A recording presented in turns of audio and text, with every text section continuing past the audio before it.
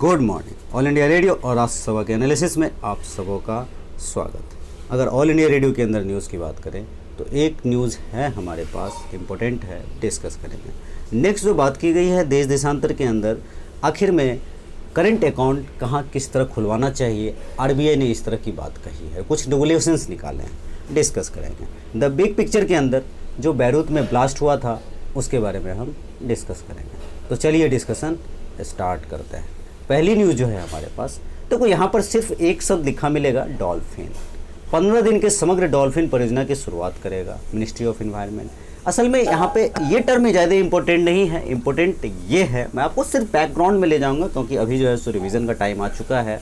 तो Vikramshila wild dolphin century जो बनाया गया था, आप इसको ध्यान रखें, बिहार में एक जगह बनाया गया था। हालांकि हमारे 12 कोस्टल रीजन जो लगते हैं सागर से, उसके अलावा इंटरनल जगह पे दोनों जगह इसका संरक्षण होना चाहिए। यहाँ पर इस तरह की बातें 12 राज्य और बाकी एक्स्ट्रा जगह पर भी इसका संरक्षण होना चाहिए। तो जागरूकता, अवेयरनेस फैलाने की बात कही जा रही है।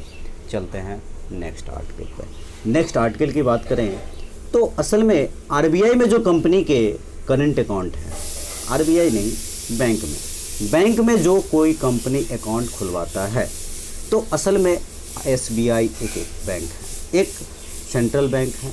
एसबीआई अलग है, सेंट्रल बैंक अलग है। चाहे बैंक ऑफ बड़ौदा कोई बैंक हो सकता है। एक ने यहाँ पे करंट अकाउंट खुलवाया और यहाँ भी करंट अकाउंट खुलवाया, क्योंकि लोन लेने के लिए अकाउंट खुलवाना पड़ता है। यहाँ पे ट्रांजैक्शन ज़्यादा करता है, यहाँ पर ट्रांजैक्शन कम करता है। अब मैंडेटरी कर दिया है कि आप जहाँ से लोन लोगे वहीं से आपको ट्रांजैक्शन करना होगा। ये मैंडेटरी हो गया है। आखिर ये बदलाव क्यों किया गया, किस कारण किया गया, इसके बारे में बात करेंगे। असल में होता क्या है कि सबसे बड़ी चीज़ होती है डिसिप्लिन। डिसिप्लिन बहुत ज़रूरी है। अब डिसिप्लिन में जैसे एक बात कहूँ, एनपीए क्या है?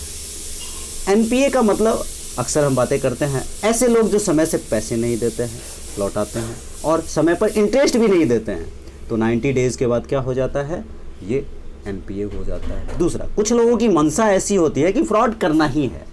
कुछ लोग इसी में ऐसे होते हैं, फ्रॉड करके विदेश भाग जाते हैं और इसका अल्टीमेटम प्रॉब्लम किसको पड़ता है? टैक्स पेयर पर। टैक्स पेयर को दिक्कत होती है।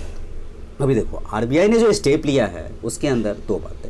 पहला, ये जो कंपनी है, कोई मान लो कोई बड़ी कॉटन की कंपनी है या कोई भी कंपनी है कपड़े बना रही है, तो अगर ये कंपनी कपड़े बना रही है तो लोन लिया एसबीआई से, तो ये जो चेक देगी, अब इसके करंट अकाउंट में ट्रांसफ़र नहीं करेगी पैसे, वो चेक देगी उस शॉप को जिस शॉप को से वो सामान ले रहा है। ये एक बदलाव है।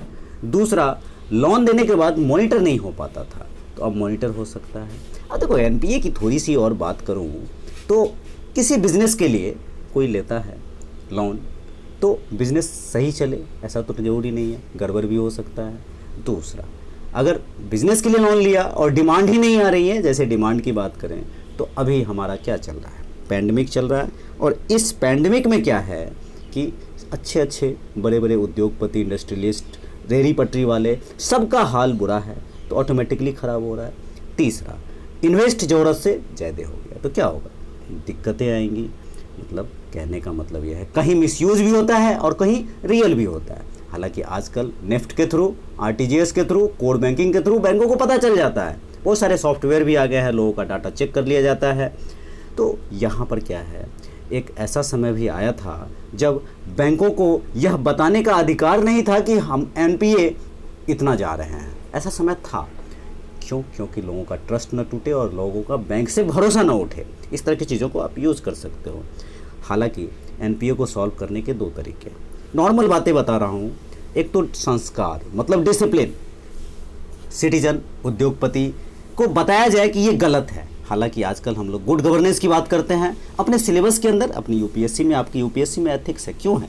इसी कारण तो है। तो एथिक्स बताया जा रहा है, तो इससे शुरुआत हो सकती है। दूसरा, डर, अगर उसे डर होगी कि सज़ा हो जाएगी, पेनल्टी हो जाएगी, ये प्रॉब्लम हो जाएगी, बिजनेस रुक जाएगा, तो दो बातों में इसको सॉल्व किया जा सकता है। अब यहाँ पर क्या है कि कुछ कंपनी, हालांकि जैसे मान लो कार है, तो किसी ने कार लिया, तो कार लेने के बाद क्या होता है कि उसका बीमा भी कराते हैं, तो बीमा वगैरह एक प्रोटेक्शन है। तो इस तरह से आप कह सकते हो। देखो हमारे देश में क्या है, परसेंटेज ऑफ लेंडिंग ज़्यादा है, बजाबते परसेंटेज ऑफ करेंट अकाउंट। ये सारी बातें एक अलग एस्पेक्ट में हमने देखा। चलते हैं नेक्स्ट आर्टिकल पे। नेक्स्ट आर्टिकल की बात करें तो बैरूत में, एक मिनट मैं मैप दिखा दूं आपको। ये यहाँ पर देखो, ये जो बैरूत है यहाँ पर देखोगे ये लेबनान है। बैरूत ये लेबनान मेडिटेरियन सी से लगता है, मैपिंग बहुत ही इंपॉर्टेंट है। सीरिया से लगता है और इजराइल से लगता है। ये डेड सी आपको यहाँ पर मिलेगा। मतलब ये बैरूत में हुआ क्या है आपको कंटेक्स्ट पता होगा, न्यूज़पेपर में देखा होगा, सप्ताह भर हो गया है कि एक सामान मतलब एक अमोनियम नाइट्रेट करके NH4NO3, ये एक अमोनियम नाइट्रेट है NH4NO3, ये यहाँ पर रखा गया था। रखा क्यों गया था? असल में रिवर्कस एक करके एक शिप था जो जा रहा था जॉर्डन, और इसी बैरत में इन लोगों ने इसको पकड़ लिया था, तो जाने नहीं दिया था कुछ प्रॉब्लम से। 2012 से ही यहाँ रखा हुआ था, तो इसका मॉनिटरिंग रखरखाव सही से नहीं हुआ। और NH4NO3 के बारे में बताओ, ये माइनिंग इंडस्ट्री के अंदर यूज होता है और वाटर में घुल जाता है।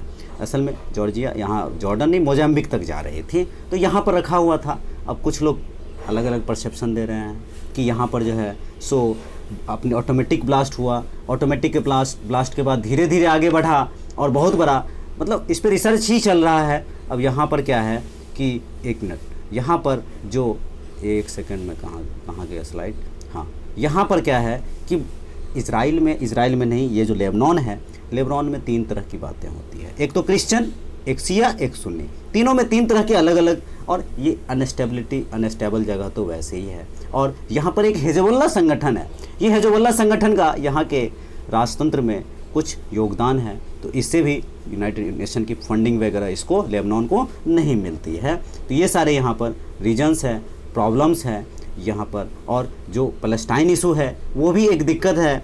तो इस तरह की बातें निकल कर आपको कंटेक्स्ट पता होना चाहिए इसके बारे में। अब एक और टर्म मैं बताऊं, एक्सप्लोसिव एक्ट 1884, ये हमारे भारत का है, जो एक्सप्लोसिव्स को मेंटेन किया जाता है, रेगुलेट किया जाता है। इसमें 2012 में अमेंडमेंट किया गया था। ये हमारे भारत के संदर्भ में हमें पता होना चाहिए। तो आज के डिस्कशन में इतना ही था। Thank you.